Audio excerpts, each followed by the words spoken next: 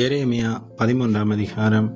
கர்த்தர் என்னை நோக்கி, நீ போய் உனக்கு ஒரு சணல் கச்சையை வாங்கி அதை உன் அறையிலே கட்டிக்கொள், அதை தண்ணீரிலே படவிட்டாதே என்றார். நான் கர்த்தருடைய வார்த்தையின்படியே ஒரு கச்சையை வாங்கி அதை என் அறையிலே கட்டிக்கொண்டேன். 2ஆம் விசை கர்த்தருடைய வார்த்தை எனக்கு உண்டாகி, அவர், நீ வாங்கினதும் உன் அறையில் இருக்கிறதுமான கச்சையை எடுத்துக்கொண்டு எழுந்து ஐப்ராத்து நதி மட்டும் போய் அதை அங்கே ஒரு கண்மலை வெடிப்பிலே ஒளித்து வை என்றார். நான் போய் கர்த்தர் எனக்கு கட்டளையிட்டபடியே அதை ஐப்ராத்து நதியின் ஓரத்தில் ஒளித்து வைத்தேன்.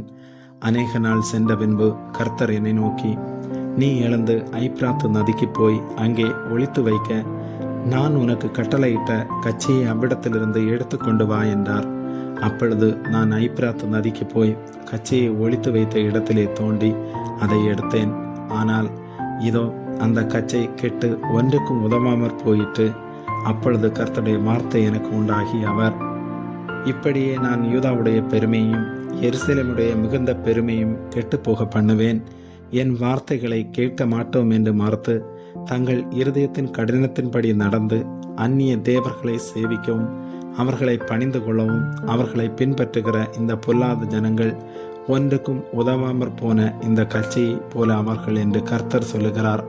கச்சையானது மனுஷனுடைய அறைக்கு செயற்கையாய் இருக்கிறது போல நான் இஸ்ரவேல் குடும்பத்தார் அனைவரையும் யூதாவின் குடும்பத்தார் அனைவரையும் எனக்கு ஜனங்களாகவும் கீர்த்தியாகவும் துதியாகவும் மகிமையாகவும் செயற்கையாக்கி கொண்டேன்.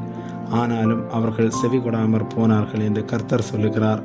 சகல ஜாடிகளும் திராட்சரசத்தினாலே நிரப்பப்படும் என்று இஸ்ரவேலின் தேவனாகிய கர்த்தர் உரைக்கிறார் என்கிற வார்த்தையை அவர்களுடனே சொல். அதற்கு அவர்கள், சகல ஜாடிகளும் திராட்சரசத்தினாலே நிரப்பப்படுவது எங்களுக்கு தெரியாதா என்று உன்னுடனே சொல்லுவார்கள். அப்பொழுது நீ அவர்களை நோக்கி, இதோ இந்த தேசத்தின் குடிகள் எல்லாரையும் தாவீதின் சிங்காசனத்தின் மேல் உட்கார்ந்திருக்கிற ராஜாக்களையும் ஆசாரியர்களையும் தீர்க்கதரிசிகளையும் எருசலேமின் குடிகள் எல்லாரையும் நான் வெறியினால் நிரப்பி பிதாக்களும் பிள்ளைகளும் ஆகிய அவர்களை ஒருவர் மேல் ஒருவர் மோதி விழும்படி பண்ணுவேன் என்று கர்த்தர் சொல்லுகிறார். நான் அவர்களை அழிப்பதையேந்தி மன்னிப்பதும் இல்லை, தப்ப விடுவதும் இல்லை, இறங்குவதும் இல்லை என்று கர்த்தர் உரைக்கிறார் என்று சொல் என்றார். நீங்கள் செவி கொடுத்து கேளுங்கள், மேட்டிமையாய் இராதேயுங்கள்.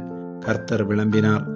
அவர் அந்தகாரத்தை வரப்பண்ணுவதற்கு முன்னும் இருண்ட மலைகளில் உங்கள் கால்கள் இடறுவதற்கு முன்னும் நீங்கள் வெளிச்சத்துக்கு காத்திருக்கும் போது அவர் அதை அந்தகாரமும் காரிருளுமாக மாற பண்ணுவதற்கு முன்னும் உங்கள் தேவனாகிய கர்த்தருக்கு மகிமையை செலுத்துங்கள்.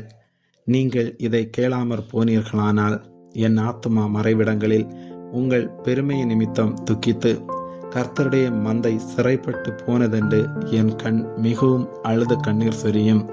நீங்கள் ராஜாவையும் ராஜாத்தியையும் நோக்கி தாழ வந்து உட்காருங்கள். உங்கள் சிரசின் சிங்காரமாகிய உங்கள் மகிமையின் கிரீடம் விழுந்ததென்று சொல்லுங்கள். தெற்கில் உள்ள பட்டணங்கள் அடைக்கப்பட்டன, அவைகளை திறப்பார் இல்லை. யூதா அனைத்தும் குடி விலக்கப்பட்டு போம், அது சமூலமாய் சிறைப்பட்டு போம். உங்கள் கண்களை ஏறெடுத்து வடக்கே இருந்து வருகிறவர்களை பாருங்கள். உனக்கு கொடுக்கப்பட்டிருந்த மந்தையும் உன் மகிமையான ஆட்டுக்கிடையும் எங்கே? அவர் உன்னை விசாரிக்கும் போது என்ன சொல்லுவாய்? அவர்கள் உன்மேல் ஆதிக்கக்காரரும் தலைவருமாயிருக்க நீ அவர்களை பழக்கிவித்தாயே. கர்ப்பவதிக்கு பிரசவ வேதனை உண்டாகும் போது உண்டாகும் வேதனைகளைப் போல் வேதனைகள் உன்னை பிடிப்பதில்லையோ?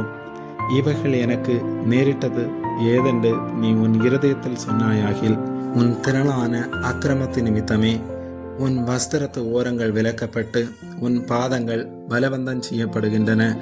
எத்தியோப்பியன் தன் தோலையும் சிவிங்கி தன் புள்ளிகளையும் மாற்றக்கூடுமோ? கூடுமானால் தீமை செய்ய பழகின நீங்களும் நன்மை செய்யக்கூடும். ஆதலால் வனாந்தர காற்றால் பறக்கடிக்கப்படும் துரும்பை போல அவர்களை சிதறடிப்பேன். நீ என்னை மறந்து பொய்யை நம்பினபடியினாலே இது உன்னுடைய வேதமும் என்னால் உனக்கு அளக்கப்படும் உன்னுடைய பங்குமாயிருக்கும் என்று கர்த்தர் சொல்லுகிறார். உன் மானம் காணப்பட நான் உன் வஸ்திரத்து ஓரங்களை உன் முகமட்டாக எடுத்து போடுவேன். உன் விபச்சாரங்களையும் உன் கனைக்குதல்களையும் வெளியிலே மேடுகளின் மேல் நீ பண்ணின வேசித்தனத்தின் முறைகேடுகளாகிய உன் அருவருப்புகளையும் நான் கண்டேன். எருசலேமே, உனக்கு ஐயோ! நீ சுத்திகரிக்கப்பட மாட்டாயா? இது இன்னும் எத்தனை காலத்துக்கு பின் நடக்கும் என்கிறார். ஆமேன்.